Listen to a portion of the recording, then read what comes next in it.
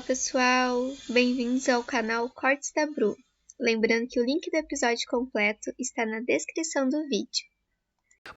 Muitos estados foram adquirindo relevância ao longo do período, inclusive estados do Nordeste, que tinham uma situação mais difícil. A impressão que dá é que deu uma bela de uma estacionada e não evoluiu. Eu posso estar errado, talvez eu tenha vindo para São Paulo e tenha desencanado. O Rio Grande do Sul tropeçou, vamos dizer assim, ao longo desse caminho. O que aconteceu, né? For analisar numa perspectiva um pouquinho mais histórica, não quero fazer porque é mais que 8 minutos, mas também não é para ser 80, né? Sei lá quanto tempo que é para ser aí. Fica tranquilo. Só que tudo vai ser editado para caber em 8 minutos, depois vai cortar tudo, né? Não tem corte nenhum. Mas a gente, é o seguinte...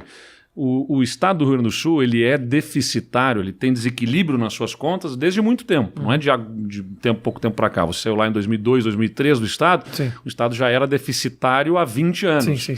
Só que ele sempre achava um jeito de empurrar o problema um pouquinho mais para frente.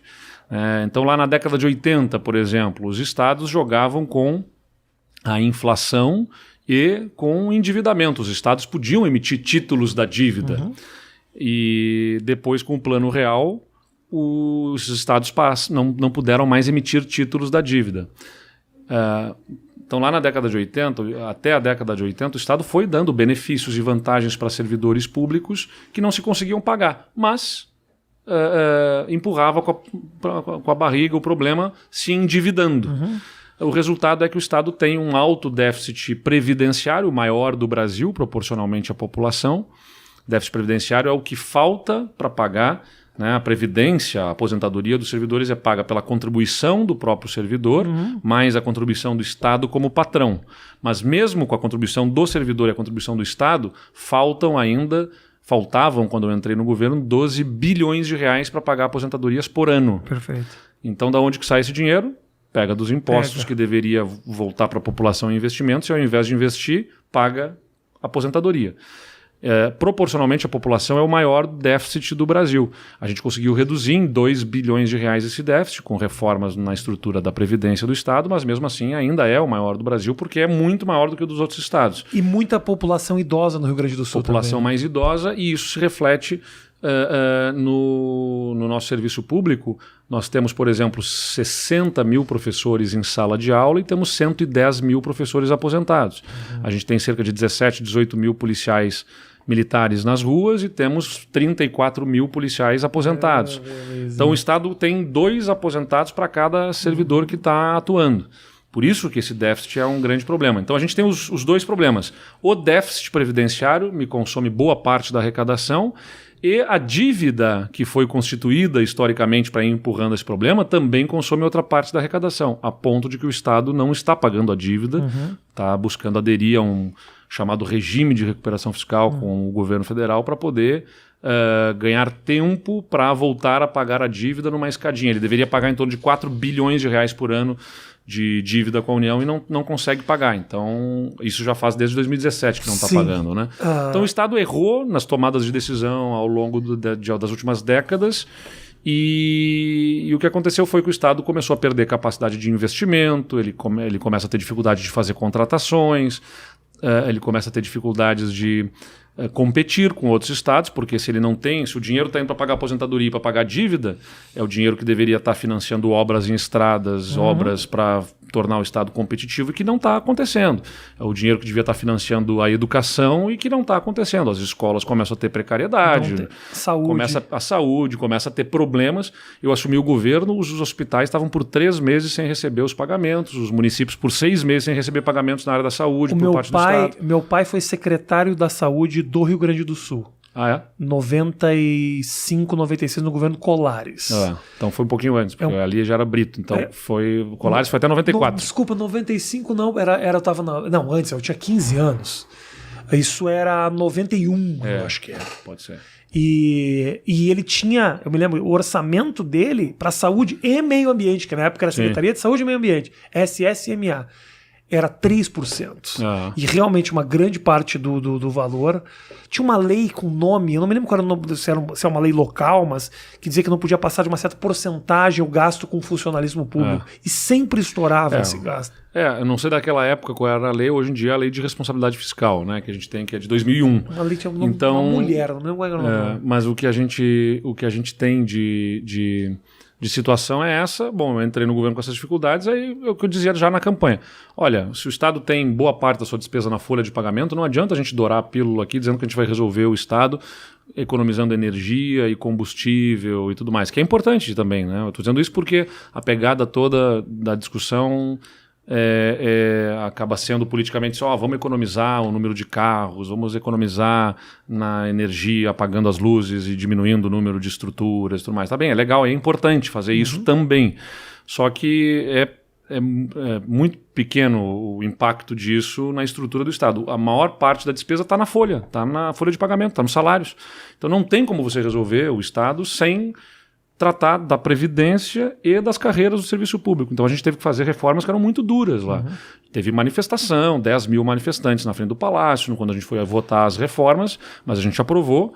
Então, por exemplo, os servidores lá tinham, como tem na maior parte dos estados, mas que já está sendo revisto, alguns estados já fizeram essa revisão, outros ainda mantêm, vão ter que rever, algo que já acabou no plano federal na década de 90, que são os benefícios temporais, as vantagens temporais. O que é isso? São os anuênios, triênios, quinquênios, que a cada 3 anos os servidores tinham 5% de aumento automático, a cada 15 anos mais 15% de aumento, a cada 25 anos mais um percentual lá, dependendo da carreira de cada um.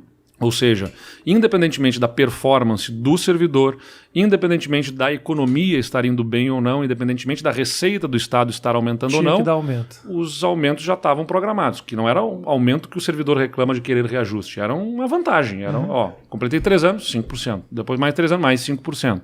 E assim aumentando a despesa com a folha, mesmo que o governador não tivesse tomado a decisão de dar aumento nenhum. A gente tirou tudo isso, acabou, não tem mais isso para todos os poderes, para o Judiciário, para o Ministério Público, para o Tribunal de Contas, para a Assembleia, para o Executivo, para ninguém mais tem esse tipo de vantagem. Exerceu por 5 anos uma gratificação, se aposentou, levava a gratificação junto. Então o sujeito tinha sido diretor da escola, ou tinha sido um assessor na secretaria, seja lá o que for, por 5 anos ele incorporava aquela gratificação, levava para a aposentadoria. Isso não tem mais. Mas claro que é duro, são coisas antipáticas. Então, mas isso. Essa que eu imagino que deva ser o grande dilema, né, de você administrar um Estado, por exemplo. Essas decisões não são populares. São necessárias, claro, mas não são populares. A própria discussão a respeito da reforma da Previdência, ela era polarizada num extremo que você falava, não, só um pouquinho. A impressão que dá para quem tem um conhecimento básico queremos tirar o dinheiro dos velhinhos, mas ao mesmo tempo... Puxa vida, mantemos a corrupção, mas tiramos o dinheiro dos velhinhos. Sim. Parecia algo muito simples, assim. É difícil de você conseguir explicar, né? É muito mais fácil. Parece que esses são os ambientes ideais para as fake news, para os memes, para tudo isso, porque... Poxa, são aqueles que trabalharam a vida inteira. Você tirar uma grana, obviamente...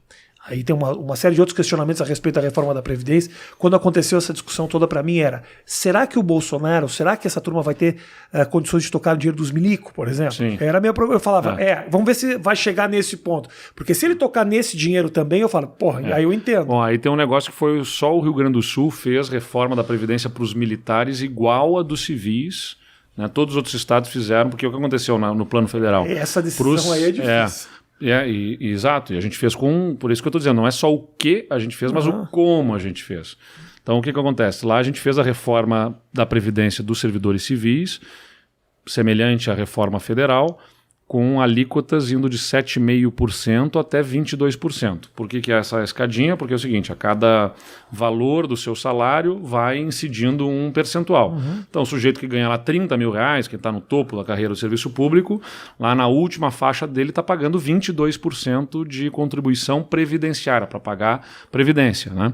Só que para os militares, a reforma feita pelo governo federal era de 10,5% linear. Então, o que acabaria acontecendo é que coronéis pagariam menos, aposentados pagariam menos do que estavam pagando, que já pagava 14% no Estado. Cara, isso é muito absurdo. Aí, isso foi feito no plano federal e foi feito na maior parte dos estados, seguiram a mesma reforma federal. No Rio Grande do Sul, nós nos insurgimos e dissemos, não, nós queremos fazer a mesma dos civis, 7,5% a 22%. E aí, como foi essa... Aí teve uma batalha judicial e tudo mais, mas a gente conseguiu no STF a decisão que dava a condição, senão o Estado tem o direito de fazer a sua reforma. E aí aprovamos na Assembleia Legislativa. alternativa. E fizemos com um diálogo, o que não quer dizer que gostaram, naturalmente, né? É importante dizer que para os servidores que estão em atividade significou até contribuição menor, né? Mas para os que estão inativos significa uma contribuição maior. Por que é menor? Porque o servidor que está em atividade, o soldado da Polícia Militar que está na rua, pagava 14% sobre o seu salário. Então, o soldado da Polícia Militar que entra ganhando 4 mil, né, reais na Polícia Militar, ele pagava os 14% e agora ele paga 7,5%, 8%, 9% e tal, nessa primeira faixa. Diminuiu a contribuição. A alíquota média dele fica 10,5% ali, fica 10% ali. Mas os que ganham mais vão pagar mais contribuição previdenciária. Na verdade é isso. Então é mais justo, inclusive, na distribuição do peso. E o servidor inativo, que tinha uma faixa de isenção, estou entrando numa parte técnica aqui, daqui a pouco vai virar um seminário esse negócio aqui. Eu estou entendendo. Você facilitou para aqueles que ganhavam pouco. A parte polêmica é especialmente para os inativos, porque o que acontece? Nos inativos, os aposentados, os já aposentados, isso serve para os civis e para os militares, até 6 mil reais não incidia qualquer contribuição previdenciária. Era uma faixa de isenção. E a gente baixou essa faixa de isenção para R$1.000, para o salário mínimo. Então, o sujeito que ganhava R$5.000 aposentado não pagava nada de contribuição previdenciária e agora passou a pagar sobre R$4.000, por exemplo, nessas faixas, 7,5, 8, 9 e tal. Isso na soma dá uma arrecadação maior para o Estado? Nessa parte dos militares, R$200 milhões por ano, né? E a parte dos civis vai a cerca de R$700 milhões. Então, no final, a gente está falando quase R$1 bilhão por ano. E aí o que acontece? O salário que estava atrasado por 5 anos, ficou quase 5 anos que o Estado não conseguia pagar o salário dos servidores em dia, voltou a estar em dia. O 13º salário dos servidores, pela primeira vez agora em 2021, é pago não só em dia, como adiantado. A gente acabou de pagar a primeira parte do 13º agora, e o Estado ficou 6 anos sem conseguir pagar o 13º na data correta. Ele pagava no ano seguinte parcelado em 12 parcelas. Para você ter a dimensão do problema, além de ser um problema para o servidor que recebia parcelado no ano seguinte o seu 13º, era um problema para a economia, porque é um dinheiro que deixa de circular no momento do final do ano, e para o Estado era um peso também, porque ele pagava com juros, 12 parcelas com juros. Gastava R$140 milhões por ano pagando juros pelo atraso do pagamento do 13º. Em 6 anos foram mais de R$800 milhões que o Estado gastou pagando juros no pagamento do 13º, que agora não precisa mais pagar. Então as contas estão em ordem, a gente conseguiu reduzir impostos no Estado, a alíquota sobre gasolina, sobre energia, sobre comunicação, a alíquota básica do Estado estão todas sendo reduzidas, porque a gente tem as contas agora, a gente conseguiu reduzir a despesa, então eu consigo reduzir um pouco também das alíquotas de impostos do Estado para pesar menos no ombro do contribuinte, né?